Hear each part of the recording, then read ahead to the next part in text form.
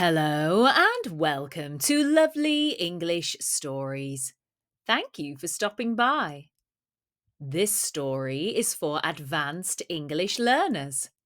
Ready? Well, let's get started. C1, C2 English Story. A Year in London. When Carlos accepted a one-year work placement at a financial consultancy firm in the heart of London, he knew it would be a challenge. Leaving Madrid behind with its sun-drenched terraces, late-night dinners, and close-knit social circles wasn't easy. But for his career in international business, this was a strategic move.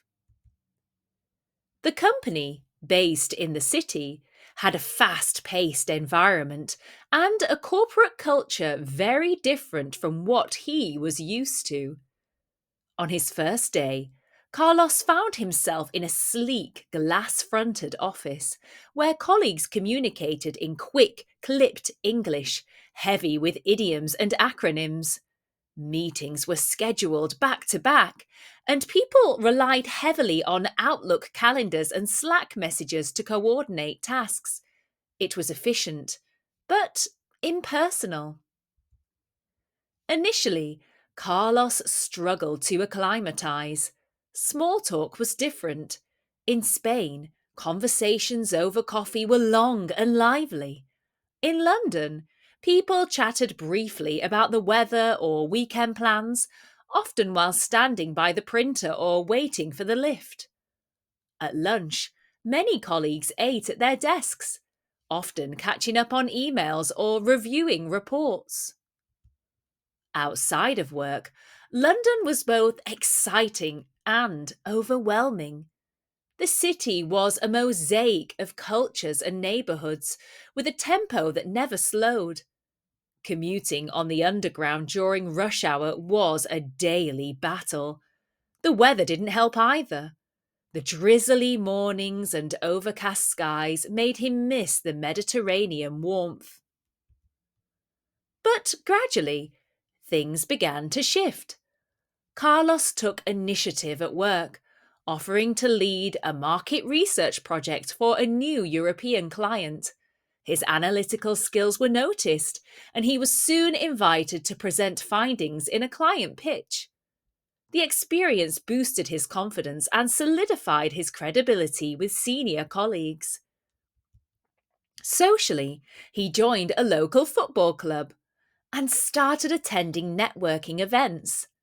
These informal gatherings gave him a chance to build rapport and develop soft skills like small talk and active listening in a professional context. He learnt that Brits valued subtlety, understatement, and punctuality. These became traits he began to adopt. Language remained a hurdle. Although fluent, Carlos occasionally misinterpreted idioms or British humour, which is often dry and ironic. One colleague joked, "Don't worry, we don't bite. Well, not on Mondays." And he wasn't sure if he should laugh. Still, with time, his ear tuned into the nuances of everyday speech. By the end of the first 6 months, London began to feel less foreign. He appreciated the city's diversity, the professionalism of his team, and the vast career opportunities. Most importantly, he had grown both personally and professionally. He had developed cultural awareness, adaptability, and resilience, all key competencies in today's global workforce. Though he missed home, Carlos no longer felt like an outsider. The experience was more than a line on his CV. It was a transformation. As his contract neared its end, he began to consider extending his stay. London had challenged him, shaped him, and perhaps become a second home. Now, let's go through some of the vocabulary we have just read in this story. And we'd love to know, please comment below if you would like to work in London for a year, or if not London, another city in the world. Please let us know. Let's start with credibility. Credibility means being trusted or believed. His clear presentation increased his credibility at work. Iconic. Iconic means famous and easily recognised. The red London buses are iconic symbols of the city. Misinterpret. To misinterpret means to understand something wrongly. He misinterpreted the joke and didn't realise it was sarcasm. British people are very sarcastic. Resilience. Resilience is the ability to recover from difficulties. Moving abroad showed her resilience during tough times. Traits. Traits are characteristics or qualities of a person. Punctuality and politeness are traits valued in British culture. Analytical. Analytical means good at examining details and solving problems. Her analytical mind helps solve the client's problem quickly. Commuting. Commuting means travelling to and from work. Commuting in London can be very stressful. Do you have to commute to your job? Corporate. Corporate means anything related to large businesses. He worked in a corporate office with hundreds of employees. Diversity. Diversity means a variety of different people or things. London's diversity makes it a great place to live and work or visit. Impersonal. Impersonal means not showing personal feelings or warmth. Emails can sometimes feel impersonal compared to face-to-face talks. Initiative. Initiative means a first step or action taken without being told what to do. She showed initiative by starting a new team project. Networking. Networking means meeting people to build professional relationships. He went to a networking event to meet others in his industry.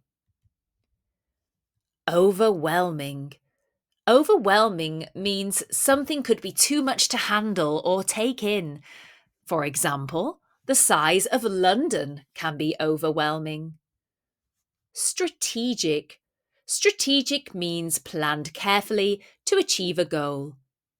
Taking the London job was a strategic career move. Transformation. A transformation means a big change.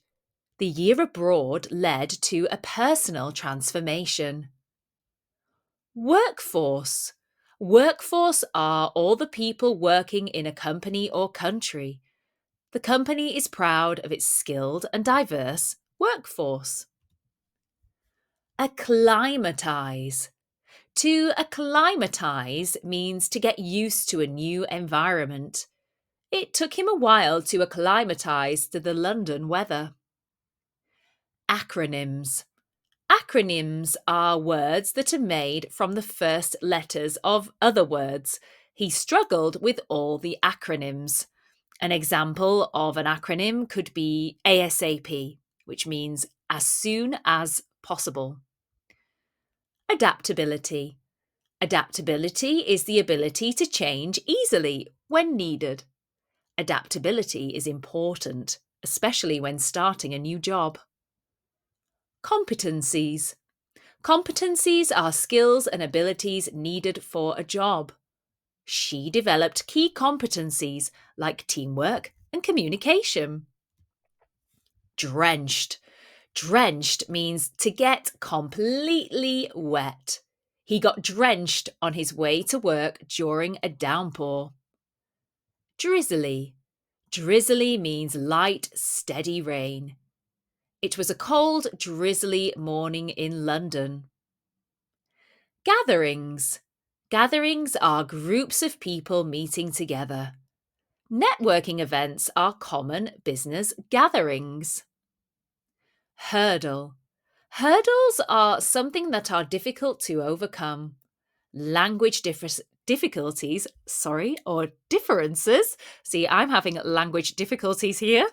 Language differences or difficulties were the biggest hurdle at first. Nuances. Nuances are small, subtle differences. He was learning the nuances of British humour. Outsider. An outsider is someone who is not part of a group. At first, she felt like an outsider at work. Overcast means it is cloudy with little or no sun. The sky was grey and overcast most of the week. Punctuality. To be punctual means to be on time. Punctuality is important in British business culture and in general, to be honest. Rapport. Rapport means a good and friendly relationship. He built strong rapport with his team. Sleek. Sleek means stylish, smooth, and modern. The office had a sleek, modern design. Solidified. Solidified means it's made something stronger or more certain. Her successful presentation solidified her position within the team. Subtlety means a small but important detail. British humour often depends on subtlety and wordplay. Tempo. Tempo means the speed or rhythm of something.